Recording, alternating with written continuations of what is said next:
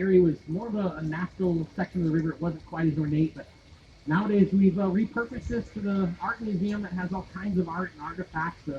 Western artifacts include things like Pancho Villa's last saddle and Santa Anna's ceremonial sword. There's a spur collection that goes back into the 1600s, so you guys get a chance to go by and check that out. It's definitely a pretty fun one. But I don't know if y'all noticed there's cars driving across this bridge, but this is a bridge that was never designed for cars and trucks to drive across. We're driving under an iron ornamental Rosetta Bridge, first opened in 1890. And this wasn't built for cars and trucks, it was built for horses, wagons, buggies, and carts. But today, this bridge holds up to not just cars and trucks, but city buses, heaviest of fire department equipment. 130 years old, still kind of use that in a way, and they're holding up pretty well. But matter of fact, a lot of our traditions hold up pretty well. This little island these girls are playing on is actually known as Marriage Island. This is home to about 160 weddings per year these days. We've been doing this for over 300 years on this site. Nowadays, we'll drive by and we'll see weddings as small as just 3 people on the island. One to officiate, the 2 getting wed. About a year and a half ago, we saw a pretty interesting wedding with about 1,400 spectators lined up all around the area watching a young couple saying their IDs on the island, marking the family's 10th generation of married on that site. So we definitely have a lot of living history that goes on in this area. A lot of it going back to pretty good ways. So it was kind of fun to get to see that and celebrate it and go around the ring a lot too.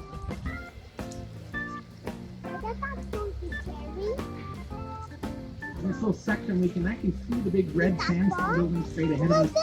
That beam right straight up top of the green tile roof, this is the Bear County Courthouse. It goes back to 1896, the oldest continually used courthouse in the state of Texas today.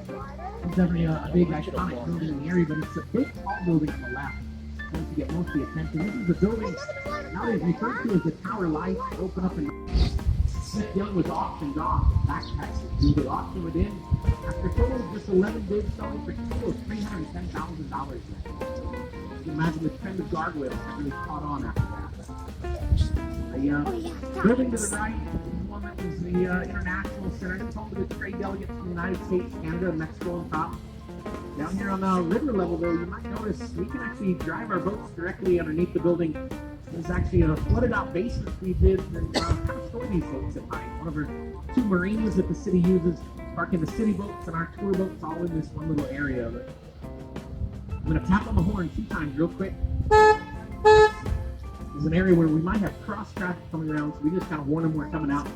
Going through a floodgate that closes off the section of the river that we're in. The whole of the Horseshoe Bend, that city park, was actually isolated through floodgates 3 and 4 that we'll use. And we'll actually seal that whole area off, protecting it if we have big storms coming in. If we have big storms coming, we close that area off and we send the water to this artificial channel, the flood prevention channel we built out after the big flood of 1921. If you can imagine that flood, water hit about 9 feet over street level in the downtown area, so the whole area is water.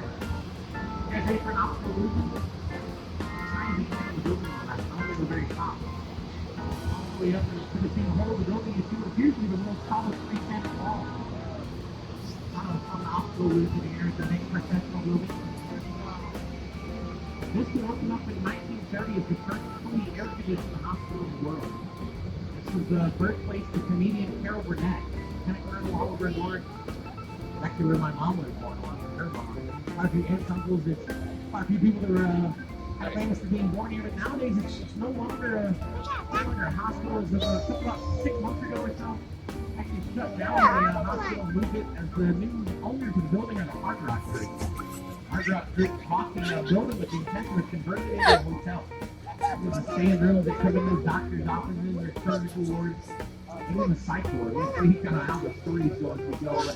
But the definitely one big plus the room rates will definitely be a lot cheaper as the hotel than everywhere as the hospital is here before. But it's pretty kind of fun to see what kind of ghost stories come about too. Another hotel that we have that we're passing is to be the Hyatt Regency ahead on the left.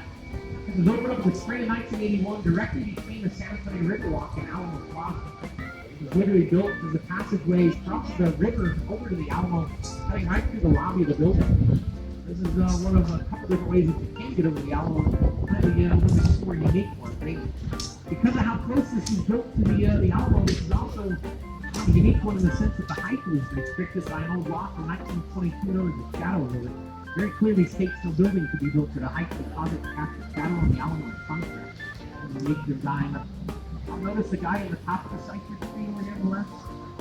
If was ever wondering about how we hang the Christmas lights, that guy been on the wait list for about 16 years to get that size. Not very big, they are efficiency apartments. Very in demand. There's the dumpsters kind of lined up around the area, begging for ships, trying to get a little free meal. They've been doing this for years, long enough to develop some special talent. Like some of them have figured out they don't have to wait for water for some ships. And then they can walk around underneath the table. And some of them are begging for ships to be inside. Feeling faster on some of the Probably dressed up. Just about everybody down here claims to have the best margarita on the river line, except for one restaurant. One of the restaurants doesn't claim to have the best margarita. Cafe Ole instead doesn't claim to have the biggest margarita. It was a 60-ounce margarita. 60. That's almost a half gallon of margarita with still stopped. And it's tempted for one of the last 5 weekends long. Operated opened up in 1956, first family owned and operated restaurant on the river. They were the first of the tables out here on the side. They were the first of the Coco Brothers, the first of the mariachi. Some of our favorites down here. There's always a fun spot to buy, grab a meal, see mariachi, come on by and share it as you go. So you get a lot of yeah,